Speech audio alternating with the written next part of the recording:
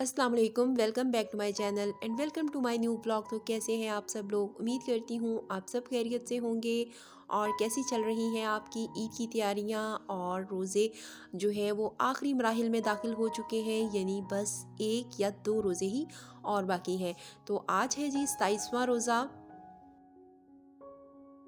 और जब मैं ये वॉइस ओवर कर रही हूँ तो 28वां रोज़ा हो चुका है, यानी अब एक या दो रोज़े ही और बाकी हैं। तो यहाँ पर मैं आई थी छत पर क्योंकि आज चल रही है बहुत ही तेज़ किस्म की हवा, और इस हवा में बहुत ही गर्द भी है साथ में। तो यानी आंधी सी है और ये लगातार चल रही है रात से। तो काफ़ी यानी हर तरफ मट्टी ही मट्टी हो रही है। तो मैं अब छत पर आई थी कि ज़रा मौसम की सूरत हाल का जायज़ा लूँ। और मैं आज करना चाह रही थी अपने घर की डीप क्लीनिंग, लेकिन जब मैंने मौसम के हालात देखे हैं तो फिर मैंने इस चीज़ को अभी थोड़ा सा डिले कर दिया है, क्योंकि कोई फ़ायदा नहीं है अगर मैं डीप क्लीनिंग कर भी लूँ, क्योंकि फिर सब वैसे का वैसा ही हो जाएगा। और जो मैंने कल सफाई वगैरह की थी तो आज यकीन करें उसका भी कोई नामो निशान नहीं है।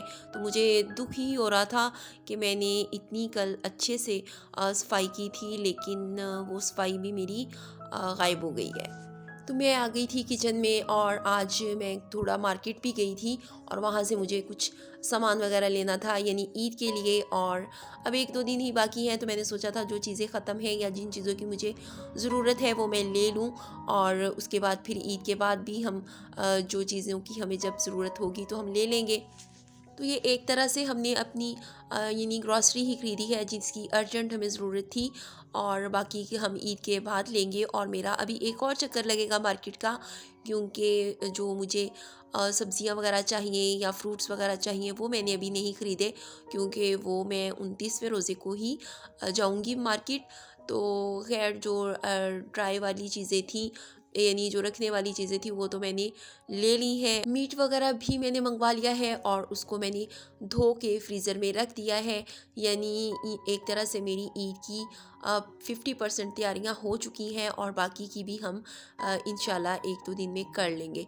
तो बस घर की डीप क्लीनिंग भी करूँगी, और जैसे ही मौसम कुछ बेहतर होता है तो मैं करूँगी। लेकिन आज यानी ये आंधी जो है ना, ये परसों से स्टार्ट हुई हुई है, यानी जिस दिन 26वां रोज़ा था और आज 28वां रोज़ा है। लेकिन आज भी हवा की शिद्दत और जो गर्द आलूद हवाएं हैं ना उनकी शिद्दत कम नहीं हो रही।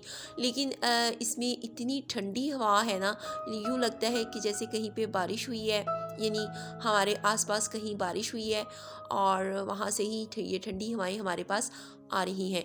तो बस अब मैं ग्रोसरी को जो जो चीज़ें मैंने जहाँ पर ठिकाने लगानी थी लगा ली हैं, और जो चीज़ें ख़त्म थी उनको मैंने फ़िल कर लिया है।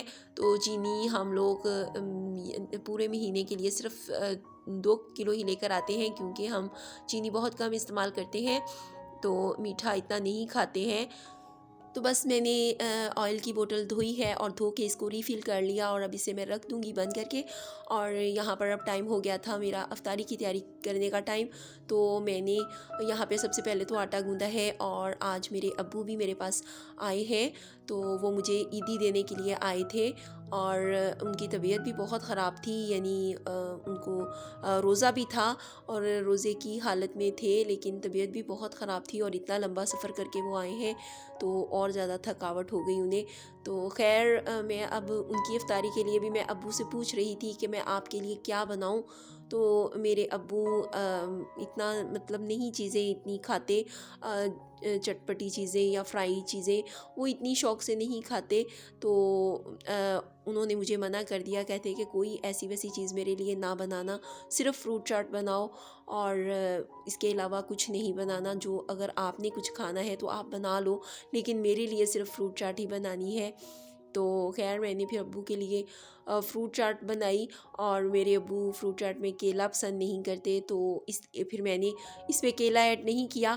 और आजकल तो फ्रूट चाट में फ्रूट्स की भी समझ नहीं आ रही कि कौन कौन से फ्रूट बंदा ऐड करे, क्योंकि फ्रूट्स है ही नहीं, सिर्फ ले दे के केला, अमरूद और सेब ही है, और ना अंगूर है, स्ट्रॉबेरी खट्टी है तो वो मैं ऐड नहीं करती हूँ, और खरबूज़ा भी मैं इसमें ऐड नहीं करती, क्योंकि खरबूज़ा मुझे बिल्कुल पसंद नहीं है चाट में। तो इसलिए आजकल कोई इतने अच्छे फ्रूट्स हैं नहीं जो हम चाट बनाएं और उसमें ऐड करें। तो मैंने यहाँ पर इसमें कुछ टूटी फ्रूटी ऐड कर दी और साथ में मैंने इसमें अंगूर की जगह पे मैंने इसमें किशमिश ऐड कर दी है और खजूर काट के ऐड कर दी है। तो बस इस तरह से ये हमारी सिंपल सी चाट तैयार होगी। और मैंने इसमें आज कोई लेमन वगैरह नहीं डाला और मसाला भी बहुत कम सा यानी लाइट सा रख के डाला है ताकि मेरे अब्बू खा लें। लेकिन उन्होंने कोई चीज़ नहीं खाई थी, उनसे खाया ही नहीं जा रहा था। तो उनको ना वॉमिटिंग हो रही थी और साथ में उनको थोड़ा सा स्टमक के इश्यूज़ भी हुए हैं।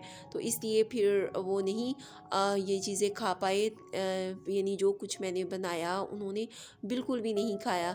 तो बस फ्रूट चाट ही थोड़ी सी ली थी। तो यहाँ पर अब मैं बना रही थी नींबू पानी। और नींबू पानी मैं अपने हस्बैंड के लिए बना रही थी। मेरे अब्बू ने बोला था कि वो सिंपल पानी ही पियेंगे क्योंकि उन्हें साथ में खांसी भी आ रही है और उनका गला भी ख़राब है। तो खैर आज मैं अफ्तारी की तैयारी करते हुए काफ़ी लेट हो गई क्योंकि मुझे सालन भी मैंने बनाया है और मैंने चिकन का सालन बनाया था सिंपल सा और यानी बिल्कुल लाइट से मसाले वगैरह रख के। और यहाँ पर मैं बना रही हूँ अब पकौड़े क्योंकि आज मुझे अफ्तारी की तैयारी करते हुए क्यों देर हुई क्योंकि मैं आज बाज़ार चली गई थी और मेरे 2 चक्कर लगे हैं बाज़ार में। यानी एक दफ़ा मैं आई हूँ तो मैं अपनी कुछ चीज़ें शॉप पे ही भूल गई थी। तो मुझे जब घर आके मैंने वो चीज़ें देखी तो मुझे याद आया कि ओह मैं वो चीज़ें तो शॉप पर ही छोड़ आई। तो फिर इसीलिए मुझे ही जाना पड़ा। मैंने अपने हस्बैंड से बोला था और उन्हें शॉप मैंने बताई थी कि आप जाएंगे तो वो दे देंगे आपको चीज़ें, उनके पास पड़ी होंगी लाजमन।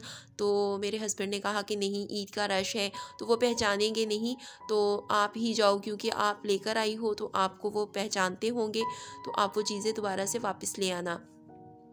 तो इसलिए फिर मुझे दोबारा से वापस जाना पड़ा और थैंक्स गॉड कि उन्होंने मेरी चीज़ें यानी वो मेरी जो मैंने उनसे चीज़ें ख़रीदी थी ना तो मैंने उन्हें पेमेंट कर दी थी लेकिन वो सामान मैंने उनसे नहीं लिया था तो वो वहीं पे रह गया।